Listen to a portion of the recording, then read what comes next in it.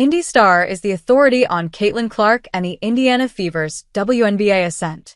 Remember back in May, before all the t-shirts and jerseys were printed and widely available, when so many Fever fans forgot how to spell Indiana? IOWA, their jerseys said over that now familiar number 22. Those first Indiana Fever games of the Caitlin Clark era were a mashup of I-states. Indianapolis, meet Iowa City. Des Moines, meet Ordanville. As the Fever prepare for their long-anticipated return to the WNBA playoffs, it's clear that Clark has captured the attention of a sports community that extends well beyond her home state and adopted home here in Indy. The Caitlin Clark effect has boosted women's basketball's global profile and inspired a generation of girls who are now a step closer to seeing their athletic exploits featured as prominently as those of their male peers. Clark's arrival in Indy has been a moment, and it's changed how we do things at IndyStar. It's safe to say that IndyStar sports reporter Chloe Peterson had no idea what she was in for when she joined our staff after graduating from the University of Iowa. Covering the Fever transformed from a part-time beat last season to a full-time beast after it became clear that Clark was Indy-bound. Peterson has been embedded with the Fever all season, giving IndyStar readers unique insight into the team's resurgence.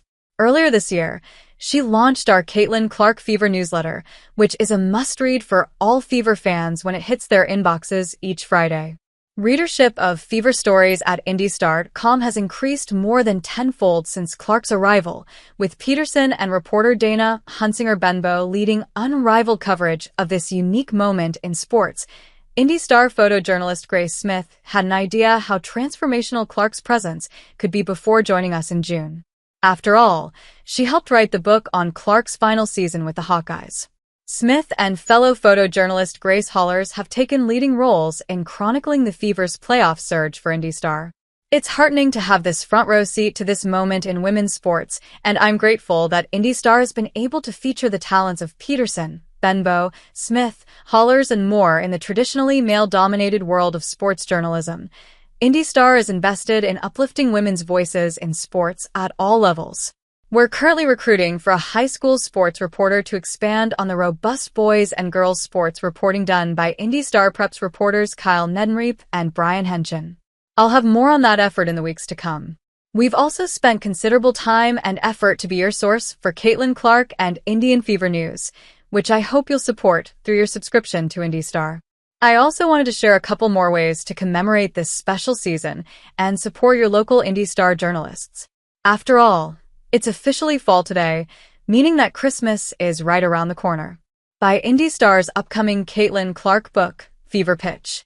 Clark has been one of the most electrifying athletes in sports, and you can explore her journey in Fever Pitch, how Caitlin Clark's rookie campaign captivated the basketball world. This 144-page hardcover collector's book from the award-winning journalists at IndyStar takes you courtside to relive every pivotal moment of Clark's historic rise to stardom in the WNBA. The book, in partnership with Pediment Publishing, retails at $39.95, but you can get it for 20% off with the special presale price of $31.95. The book will ship December 6, making it the perfect Christmas gift.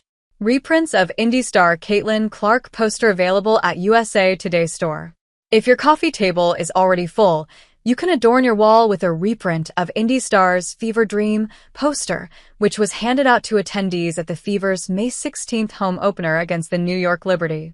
The poster features portraits of Fever players taken by Hollers, including a 2-page poster portrait of Clark. Poster reprints cost $5 each and can be found by searching Clark at online history, usatoday.com.